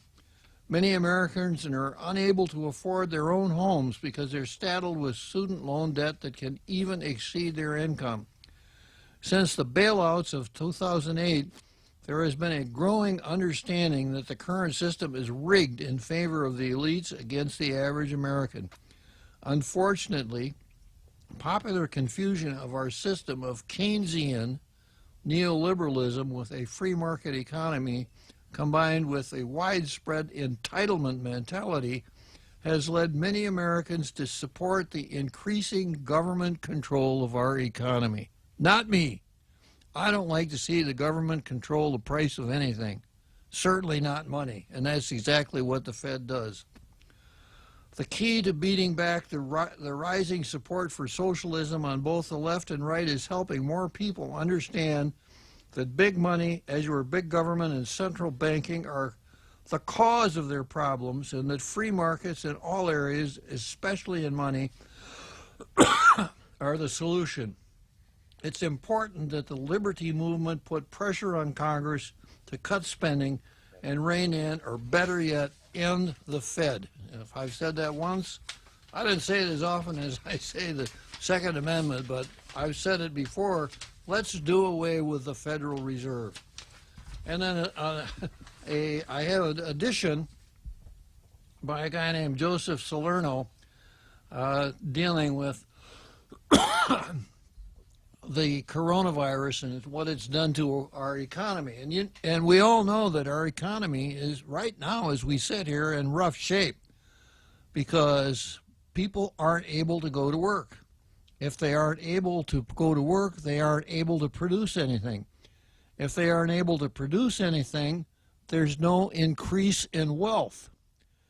And as per that article I just read, the government's answer to that is, well, let's put more money into circulation and to have a little inflation, because when people have more money, they'll at least think they're better off. But of course, if you look at things in terms of real wages, no one benefits, because you may have more money, but the price of the things that you want to buy has gone up at an even greater rate. So this article, the Fed has sufficient tools to wreck the economy. In its emergency announcement on Sunday evening, the Fed assured us that it is prepared to use its full range of tools to support the flow of credit to households and businesses, and thereby promote its maximum employment and price stability goals. That's a quote. The Fed put its fiat money where its mouth is by announcing a host of programs. Now, fiat money, definition, fiat means belief. Fiat money is the kind of money we have right now. Up until 1971, if you had $100 U.S. currency, you could trade in that $100 of U.S. currency for gold, and it would cost you $35 an ounce for gold. So for $100, you could buy almost 3 ounces of gold. Well, Richard Nixon took us off the gold standard, so our money is no longer tied to gold at all. FDR did the first D-link, Nixon did the final one. So if you have a $100 bill in your pocket That doesn't mean you can trade that $100 bill for $100 worth of gold or $100 worth of silver or $100 worth of pugwa, unless you can find somebody who will sell you pugwa for $100. The value of that $100 bill is that people think it's worth something. And if you're 40 years old, you realize how much the money that you have in your pocket, how much the value of $100 has gone down in the last 20 years. There was a time when $100 seemed like pretty serious money. Not so much anymore. So the Fed put its fiat money where its mouth is by announcing a host of programs. It cut its target interest rate by 1% to 0 and reinstituted quantitative easing, pledging to purchase $700 billion worth of Treasury securities and agency-backed securities over the coming months. So by spending money on those, some more paper, putting more paper money into circulation. This is in addition to $1.5 trillion in temporary overnight and term repurchase operations that it announced 2 days ago. Separately, the Fed issued a coordinated announcement with a number of other central banks, including the Bank of England, Bank of Japan, and the ECB, that interest rate on dollar swap arrangements would be cut by 25%, and an 84-day maturity swap lines would be added to current 7-day dollar swap lines. In another announcement,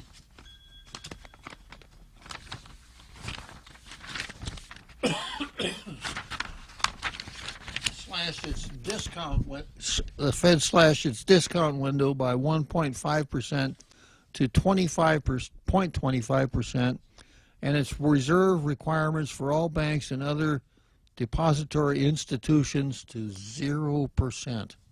A reserve requirement used to mean this: if a bank is going to lend out $100, it had to have reserves of X amount, say $25 or $50 or something like that. Those requirements are gone. In the wake of these announcements, some commentators question whether the Fed has run out of, quote, tools to deal with the impending recession and recovery. Former Fed Vice Chairman Donald Cohn, who was ambivalent, writing, "They are not out of tools, but they've used the biggest tools they have, the interest rate tool, the one that's been proven over years to work most effectively. They blew it. The Fed panicked and the market is spooked.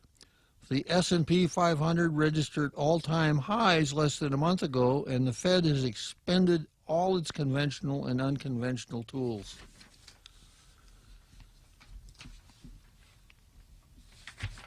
Let me go to the bottom line here.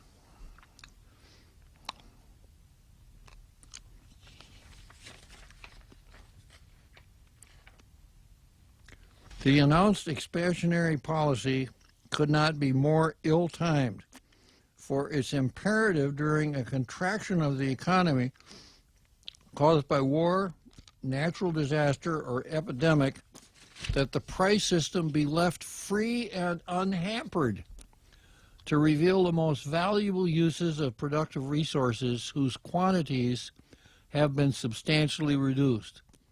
Only this policy will facilitate the optimal path to a temporarily smaller economy and ensure that the most pressing demands of consumers are met during a period of greater resource scarcity. Unfortunately, the stated intent of the new Fed policy is precisely to, quote, stabilize the economy. That is, to prop up and maintain firms, industry, and productive activity as they were in the status quo ante. But this is clearly impossible given the shrunken supplies of the factors of production. By inundating the economy with money, the Fed will not succeed in miraculously expanding these supplies, but instead will distort the price structure and promote misallocation, malinvestment, and waste of productive factors thereby deepening and lengthening the recession. So this is what this stuff all means. If you read in the paper that the Federal Reserve dropped the federal funds rate to 0, that means that the price of borrowing money has been reduced. So as a general principle, the easier it is to borrow money, the easier it is to invest money. And the thinking is that, well, if you can invest money, you will cause the economy to grow. But this article explains why that is a blind alley, because what the Fed is actually doing is supporting a lot of industries that probably ought to go out of business because they're not productive and they're not actually satisfying the needs of their customers. So one more instance where socialism, in other words, instead of letting the market set the price of things, including the price of money, socialism sounds great, but it just doesn't work. Sir, you have a call? Okay. It's our Carl. Our Carl again. Okay, our Carl, you climb back on the Ferris wheel. Yeah, it's addictive. Okay, so pull that bar close so that you don't fall out of your seat, and I'll hit the throttle and start the wheel spinning again, okay? All right. Yeah, I'd just like to add a few thoughts, and you can correct me if I'm wrong on some of this, because I'm still, I have a lot to learn about this. But so far what I understand is that what we call inflation is really a result of inflation of the money supply. Exactly. And I never really understood that until it was explained that way. And taken to the extreme, in a socialist country like Venezuela, where I remember seeing a video of the Marxist Hugo Chavez going around an area and pointing at buildings and properties and saying expropriate, in Spanish or whatever he was speaking. But he was basically pointing at stuff and saying, we own that, we own that, we own that. And he was, of course, spending money like there's no tomorrow. And in order to keep up with the bills, they started printing money like there's no tomorrow. So it got to the point, just like in Germany, I think that was after World War I think, and you can tell me which it was, where they experienced hyperinflation. But that was the Weimar Republic in Germany, Carl. Oh, okay. So that was after World War I then. Yeah, where people would need a wheelbarrow full of currency to buy a loaf of bread.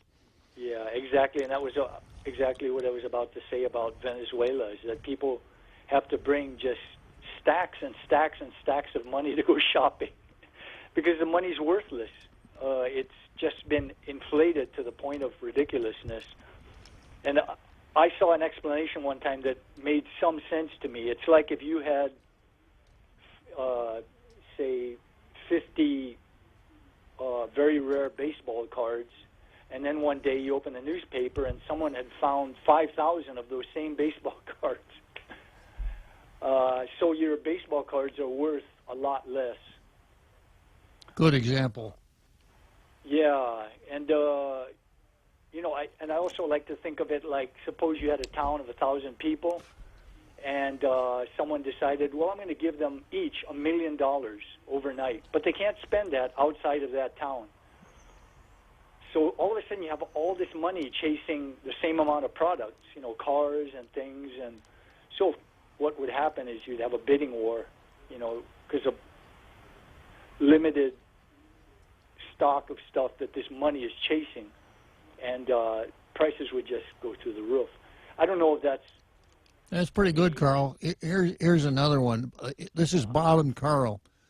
Bob agrees to mow Carl's lawn every week for $10, and Carl agrees to wash Bob's car every week for $10. Well, they do that for a couple of weeks, and they decide they're not making enough money. So Bob charges $20 to mow the lawn, and Carl charges $10 to $20 to wash the car, and they sit around and compliment themselves because they got a lot more money now. Yeah, exactly. And Milton Friedman called inflation. I'm pretty sure it was him. He called it a silent tax, and the federal government has in effect taxed away trillions and trillions of dollars in buying power from ordinary people. Rich people know how to invest, in a mix of stocks and bonds, real estate, business, and all these other things to counteract that, so that their rate of return beats the rate of inflation. But for ordinary people, like you and me, we don't have that expertise to be able to invest in a way to counteract that. So our money is constantly shrinking, and so it's ironic that so many poor people look to the government to help them out, when in fact the government has in effect taxed away trillions of dollars in buying power over many decades and hurt them in very great ways. Yeah, and this is of course why we get so excited when politicians say, let's raise the minimum wage, let's help people out. Yeah, right, exactly. Carl? Exactly. Okay, Bob, Okay. well, thank you for allowing me to write. I appreciate it. All right. So we're just about at the home stretch here, so we'll take a short break, and then we'll be doing the home stretch on Tall Tales. Brains, beauty, and a lot of power. What more could you want? The new Samsung Galaxy S20 is the phone that will change everything. With revolutionary technology, the S20 will unveil a whole new world for mobile photography by introducing a 108 megapixel camera and an amazing 100 times zoom that lets you find shots that never existed.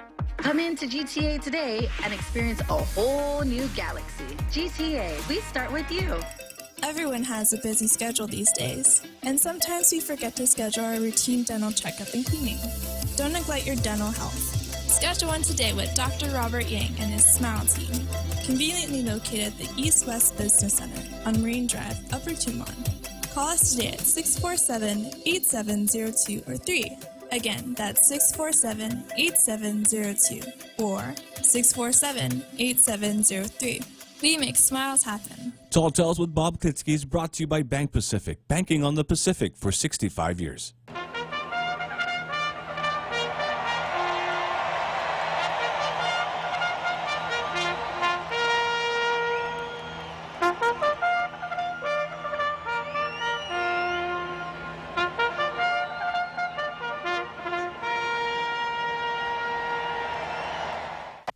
So here we are, Churchill Downs, Louisville, Kentucky, the home stretch. That means I've got about 8 more minutes of Tall Tales before I will be interrupted by the plaintive chords of the real Joe Cruz's favorite song.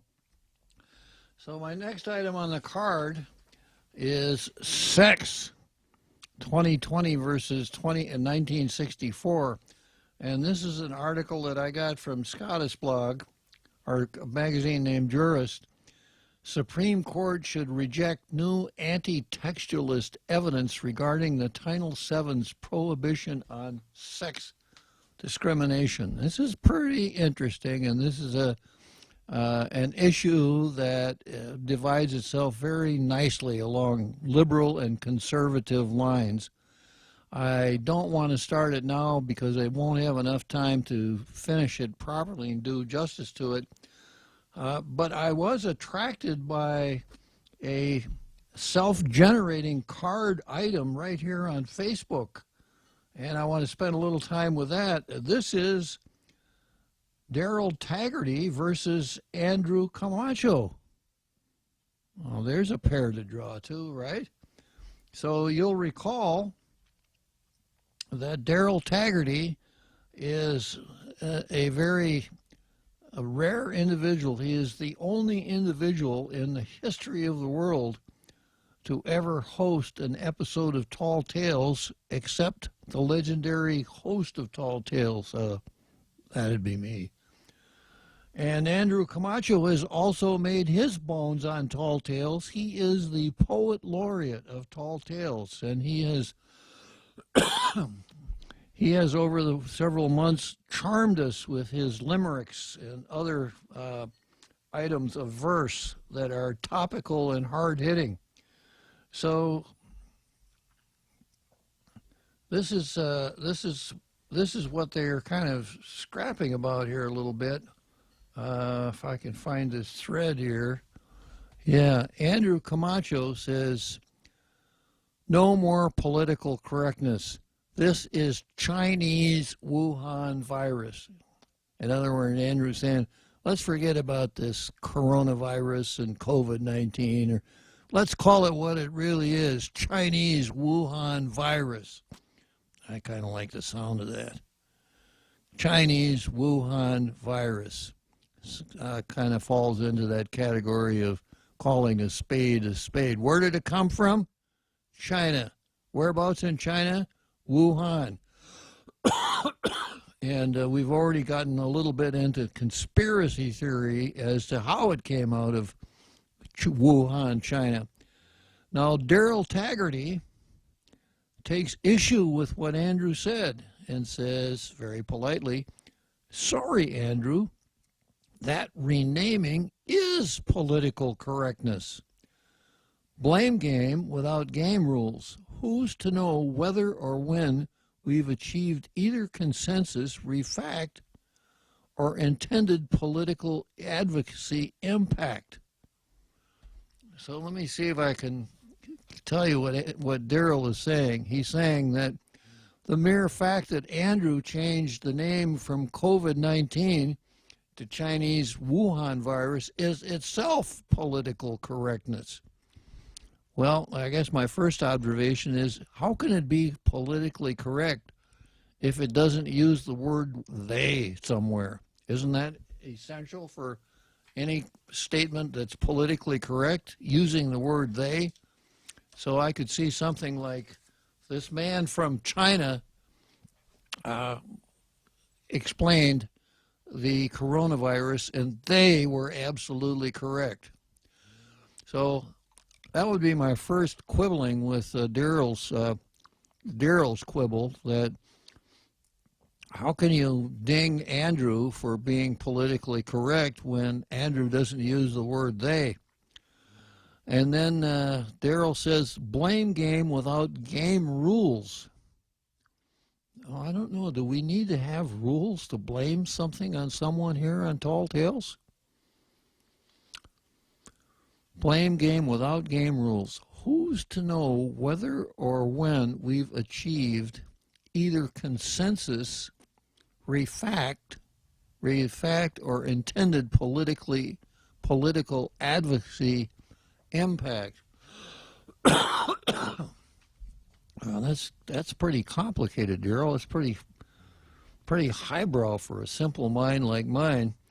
I'm much more comfortable with assigning the label politically correct to things that I don't like the sound of. I don't need to go into a long dissertation usually. If I hear someone referring to a single person as they, I brand it politically correct. Anyhow, that's Daryl's evaluation of what Andrew said. Then Andrew comes back with all due respect, blame is necessary. And then Andrew puts up a link to a YouTube video. But without watching the video, I'm kind of inclined to go along with Andrew, because so often blame is necessary. And that's that's kind of one of the things that Tall Tales thrives on, is assigning blame to people who are blameworthy. So thanks a lot, Daryl and Andrew, for helping me get down the home stretch here. I hear Real Joe Cruz's favorite song in the background. And we're going to have to say adios. I'll be coming to you tomorrow from the secret bunker located somewhere in the Western Pacific. See you then. Adios.